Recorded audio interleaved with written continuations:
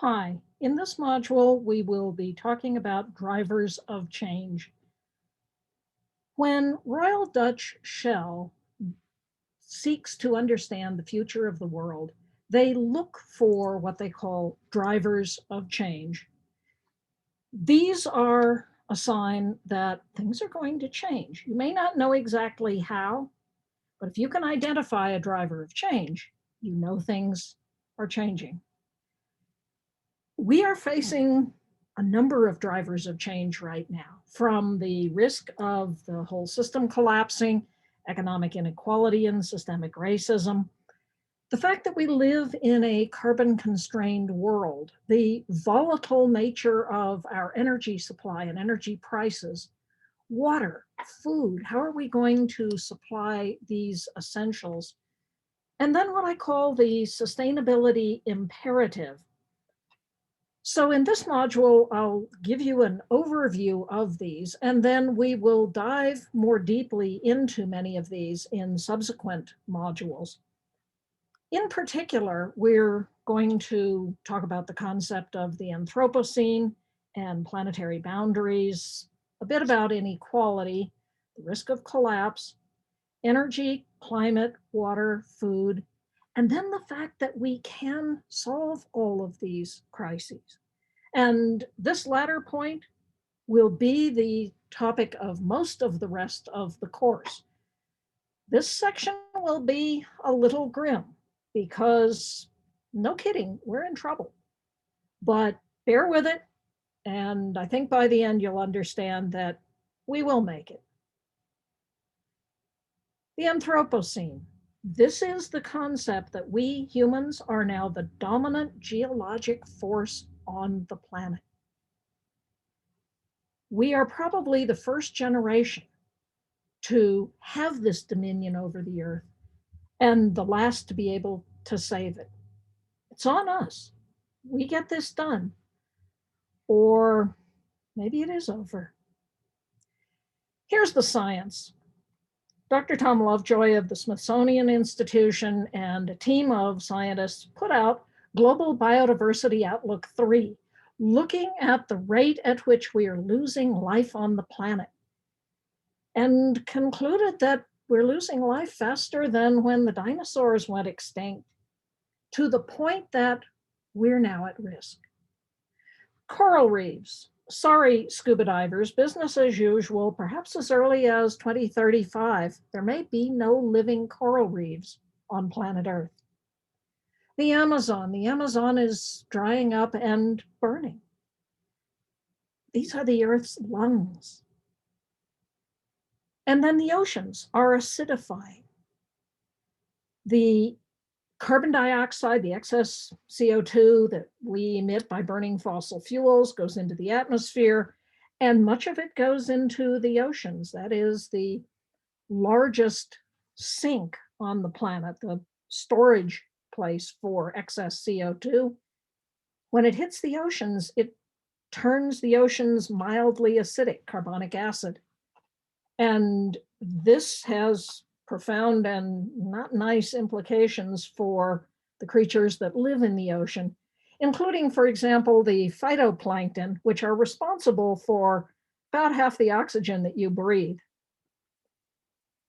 The Intergovernmental Panel on Biodiversity and Ecosystem Services concluded a year or so ago that there are 1 million species at risk of extinction because of what we're doing. Sometimes we don't know the value of an ecosystem until we've lost it. In 1998, it flooded in China, much as it is doing again in 2020 and 2021. In that case, it was a $30 billion disaster. It's at the moment looking like about a $29 billion disaster just this year. Then they killed a lot of people, displaced more people than there were then in the United States, and forced China into a $12 billion reforestation program because the floods were caused in that case by cutting the forests at the headwaters of the Yangtze River because they said forests are just a collection of board feet of timber. Let's cut them down and make some money. Forgetting that forests are also essential to maintaining a healthy watershed.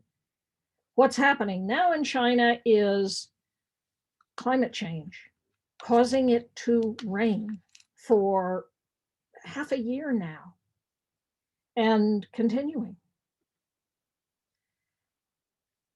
Peter Bradford, the utility regulator, once said, "We don't know exactly the value of the services that intact ecosystems give to our economy, but we know it's not zero. And it's better to be approximately right than precisely wrong. And treating these ecosystems that we are losing as not having any value is clearly wrong." The guys at Biosphere II spent $200 million on an experiment to see if people could live on the moon or on Mars. They couldn't keep 8 people in clean air for 2 years. What's the value of clean air? I don't know, but we're all a mite sentimental about breathing it. These are some of the services that intact ecosystems give to our economy. And again, we don't know the exact numeric value of them, but we sure know it's not zero. A stable climate. Much of our economy depends on a narrow band of temperature and not having storms that are too violent. These little guys, pollinators. Now, I suppose you could hand pollinate all of agriculture, but it would be a mite tedious. And the pollinators are dying. We don't entirely know why. The ability of ecosystems to absorb and detoxify our wastes. I'm not saying that we're running out of stuff, although there are some commodities that are in shorter supply than others, but because we're getting ever more efficient at digging stuff up out of the ground, we have a lot of stuff. What we don't have is this ability of the earth to detoxify the wastes that we create. Scientists led by Dr. Johan Rockström, then at Stockholm Resilience Institute, tried to put boundaries on how much of our pressure can the Earth withstand. What are the planetary boundaries to human activity? They identified 9 such barriers. We've exceeded 4 of these and are threatening to exceed the rest. So, for example, industrial agriculture has eroded away the topsoil. Groundwater tables are falling essentially everywhere on the planet. And of course, the climate crisis is existential. We're dumping oxides of nitrogen into the atmosphere. We're doing a lot of damage. At the same time, we are failing to meet the basic needs of humanity. And so Kate Raworth, the great economist, put forth this concept of donut economics, where you have the planetary boundaries and then the human minimums. And the space in the middle is where we need to learn to operate. This, she says, is the sweet space, the safe and just operating space for humanity, the regenerative space. This talks about things like equality, gender equality. Women are valued less than men the world around. Racial equality, inclusion of whole groups of people now left out. Economic equality. Oxfam did a study a few years ago that said that the richest 85 people on the planet have more wealth than the bottom half of humanity, 3.5 billion people. 2 years ago, the number was 8 men, and yeah, they're all men, have more wealth than half of humanity. Are you okay with that? It's not that we don't have enough money. The bonuses, just the bonuses that were paid to Wall Street bankers last year and the year before and the year before that would be enough if spread across the economy to give everyone a minimum wage, a living wage of, say, $15 an hour. We have the money. It's how we choose to spend it. At the same time, as we get more and more and more people on Earth, we are going to have to provide for these people, deliver food, energy, water to more and more people. So the UN estimates that by 2030, we're going to need 50% more food, 45% more energy, 30% more water. Where are we going to get that? Yeah, we're in a mess. If not, as Tommy Lee Jones says, it'll do till the mess arrives. NASA funded some applied mathematicians to look at collapse throughout human history. What they found is sobering. They said it's actually fairly common. When it happens, it can last for up to hundreds of years, and you don't like it. They say it is driven by one or both of two phenomena. You overrun your resource base or you have high levels of inequality. Hello, we have both. And they said, under conditions closely reflecting the reality of the world today, we find that collapse is difficult to avoid. Now, the study said we can avoid it.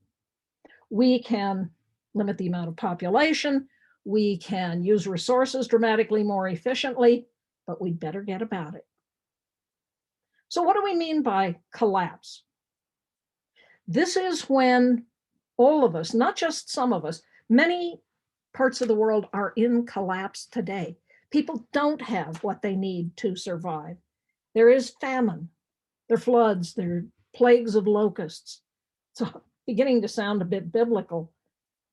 But when essentially everyone, the millions of people in the rich world, as well as those in the poor world, lose the basic life support systems, this is collapse.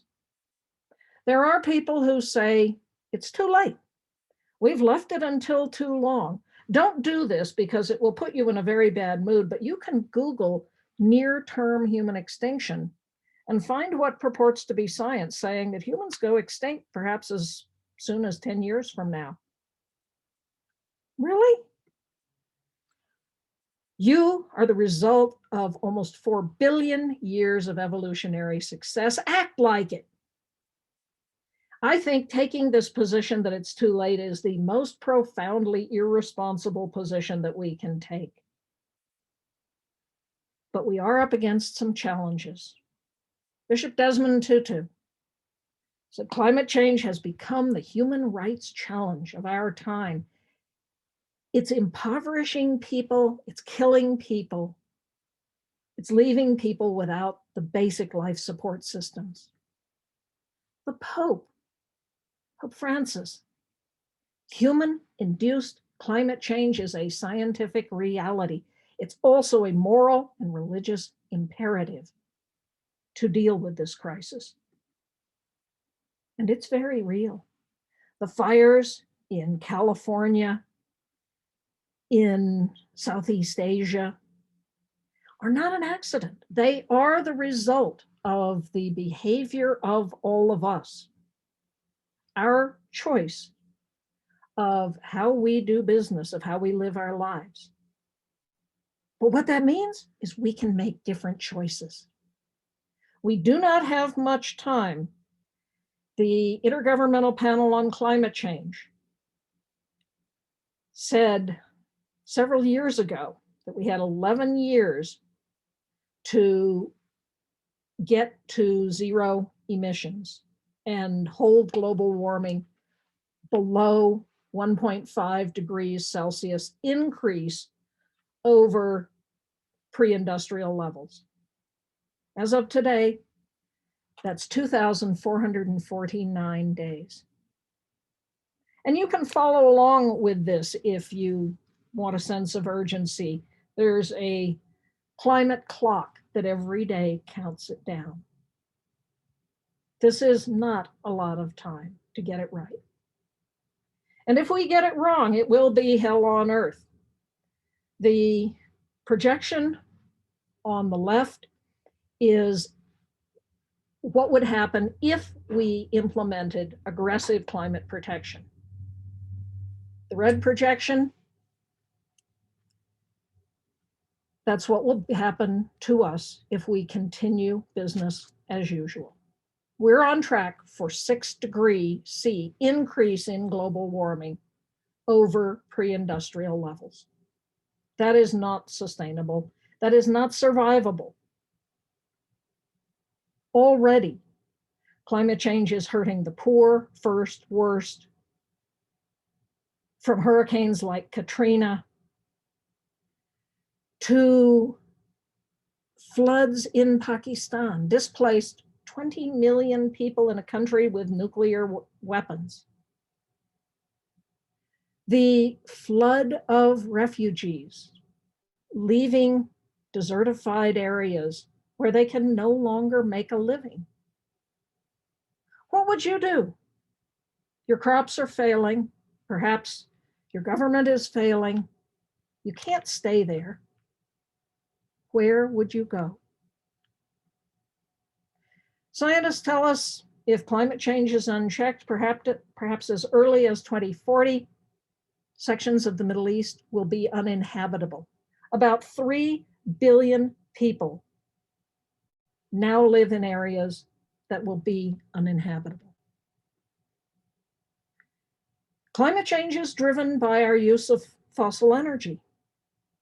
And energy has brought us the lifestyle that many of us in the developed world enjoy. It has also bedeviled us. Oil prices go up, they go down, they go up, they go down. Every penny increase in the price of gasoline costs our economy $1 billion, every penny increase. We also pay a lot to ensure access to what we like to think of as our oil in the Middle East. If you counted those costs, the cost to fill your truck with gasoline would be over $100. And yet we continue to take tax subsidies, your and my tax dollars, and spend $5.2 trillion a year making fossil energy look cheaper than it really is. That's $10 million a minute. Think we could find a better use for that money? Here's what's happening with oil prices. They shoot up and then they come down again, and then they shoot up and then they come down again. Right now, they're down. They're not as far down as they have been, or I will argue will be again. But one surprise in the Middle East and they can shoot right back up again. Or a pandemic and people stopped driving and oil prices went negative in April of 2020. They were actually paying you to take oil out of the storage tanks. Our energy system is also very vulnerable. Back in 1981, I helped write a book called Brittle Power, looking at the vulnerability of the US energy system. And what we found scared us so badly, we put the book for formal government classification review because we did not want to write a cookbook of how to turn the system off. We wanted to be specific enough that national advisors would look at it and say, yeah, this is right. But again, not helpful to the bad guys. In 2013, some people yet unknown attacked a utility substation out in California, the Metcalf station of Pacific Gas and Electric. They shut out the transformers. They had cut the external communications. They were using AK-47s. Now, California has a system that's designed because of earthquakes to do what's called islanding. So the substation went down the system cut it off from the rest of the system. It didn't propagate a failure. But somebody was attacking that substation. Was it a dress rehearsal? Sometimes the systems collapse because of malice. This is the Alaska pipeline when some idiot shot it with a rifle. This is the United States at night, August of 1996, and this is 35 seconds later when a tree fell across a power line out in Oregon. You know, it's vulnerable. At the same time, the technologies that we need to solve the climate crisis are actually winning in the marketplace. The new generation capacity that will come on in 2021 will be overwhelmingly renewable. Water. Water, says Goldman Sachs, is the petroleum of the next decade. Our use of it continues to go up. Our amount of it stays the same. The water we have on Earth is all the water we're ever going to have.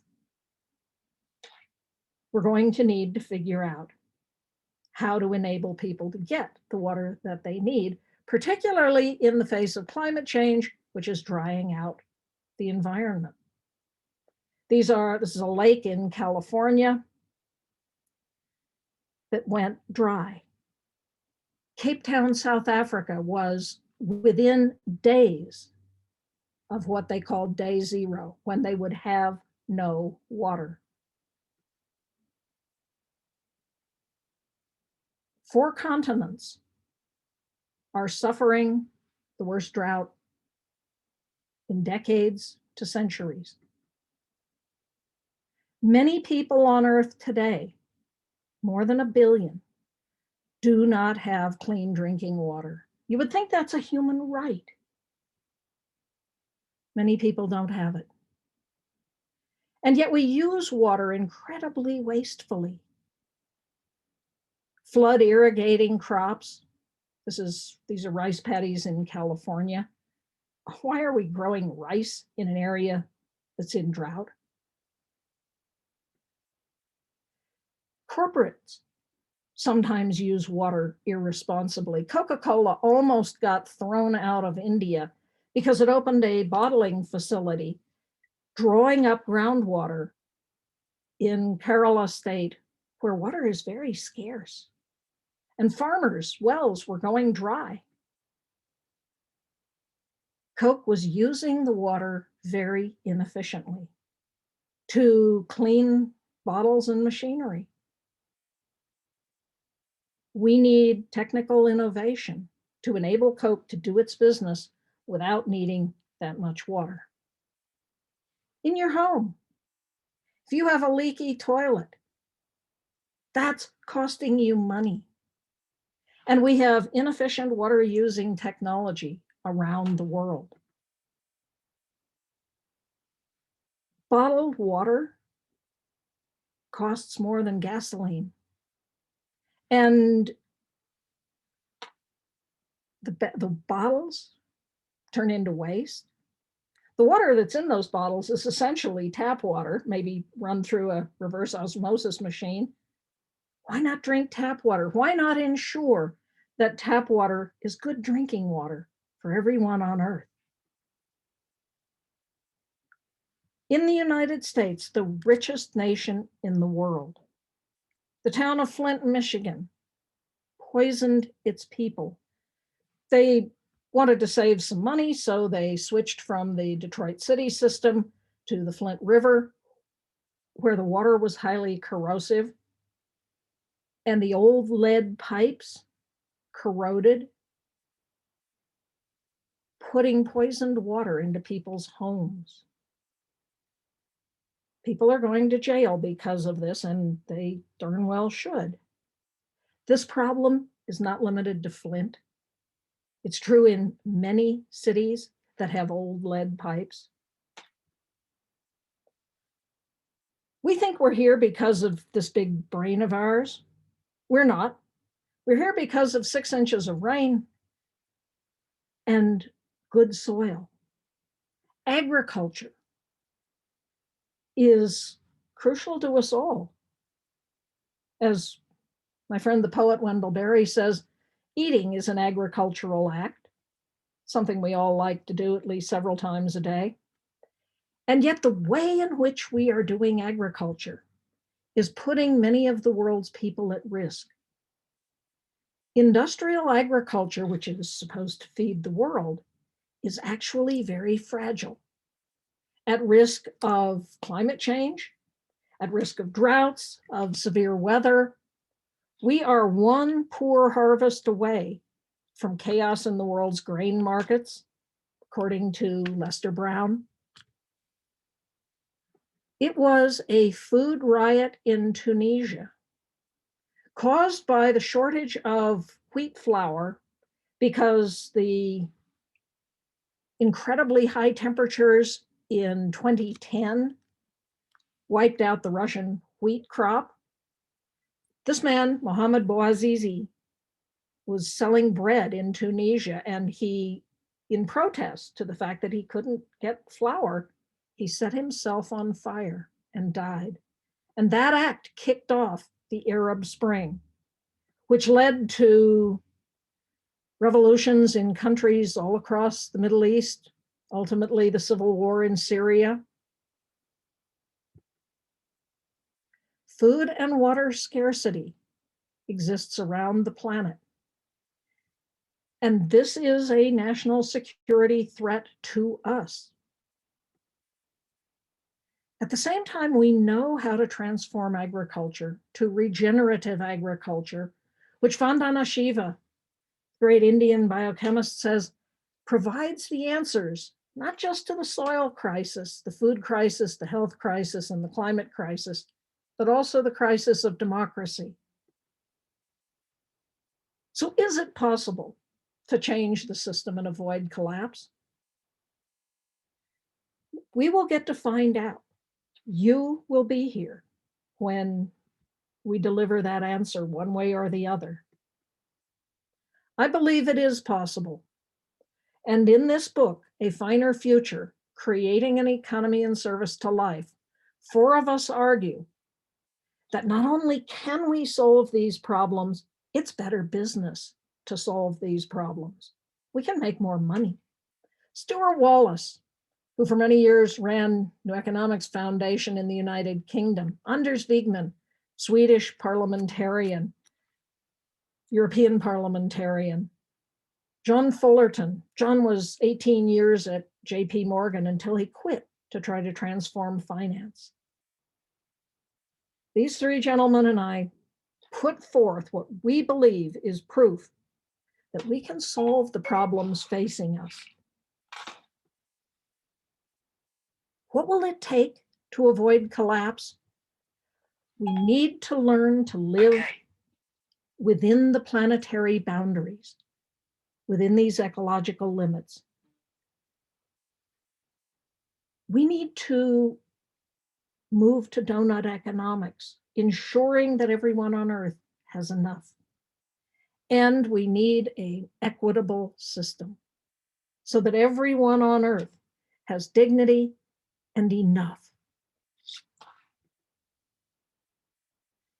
The science fiction writer William Gibson said, the future's already here, it's just not widely distributed yet.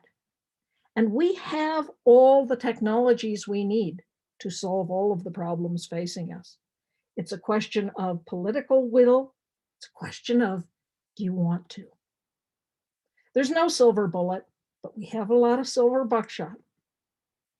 You start with what I call natural capitalism. First, you buy time. You push back the worst of the challenges by using all resources dramatically more productively. Second, we redesign how we make and deliver all products and services, using approaches like the circular economy, like biomimicry. And then we manage all institutions to be regenerative of human and natural capital. We are in a period of profound transformation. The fossil era is over. It is already cheaper everywhere on Earth to use renewable energy. than fossil energy. The question now is, what kind of a future do we want to build? Do we want to build this finer future? I think the answer is yes. If we take the best of the technologies that we already have, sure, we have entrepreneurs bringing new technologies to market every day. But if we take the best of what we know, of particularly renewable energy and regenerative agriculture, if we implement these in communities in ways that ensure that all people have dignity and have enough, we can make it. Regenerative agriculture. You manage the land such that it soaks up carbon. The living plants pull carbon out of the air and put it into the soil, using the mycorrhizal fungi in the soil to mineralize that carbon. When you do it right, more carbon gets put into the soil than it takes to conduct agriculture, lots more carbon. The world's grasslands are the second largest carbon sink on Earth after the oceans. The way we're managing land now, we're decarbonizing it, but we can do better. Martin Luther King said, "We are now faced with the fact that tomorrow is today. We're confronted with the fierce urgency of now. In this unfolding conundrum of life and history, there is such a thing as being too late. Procrastination is still the thief of time. Life often leaves us standing bare, naked, and dejected with a lost opportunity. Over the bleached bones and jumbled residues of numerous civilizations are written the pathetic words, too late." We've learned to walk on the moon, though even on the moon we needed a car. We have not yet learned to walk on Earth. There is a very important role for government. It's a bit like a bad light bulb joke. How many economists does it take to screw in a light bulb? None. The free market will do it. Markets are a great servant. They're not such a good master. They're a terrible religion. And there is a very important role for communities of faith in asking and seeking to answer, why are we here? What is meaning? What is the purpose of life? Markets can never tell us what's good for grandchildren. They are designed to allocate scarce resources efficiently in the short term. But creating a finer future is the job of a free people coming together in a democracy and saying, what kind of a future do we want? People came together around the world and created a set of goals, the Sustainable Development Goals, 17 goals. This was an open source process led by what was called the Open Working Group of the United Nations, consulting people both in person and electronically around the world. This is what the world's people concluded ought to be our goals. And we'll talk more about the SDGs and about how we achieve every one of them. But you've heard this phrase, yeah, don't take a risk. The second mouse gets the cheese. Come on, people. Let's be like this little guy. Slap on a helmet, let's go for it. I hope you're in. I think it's going to be a hell of a ride.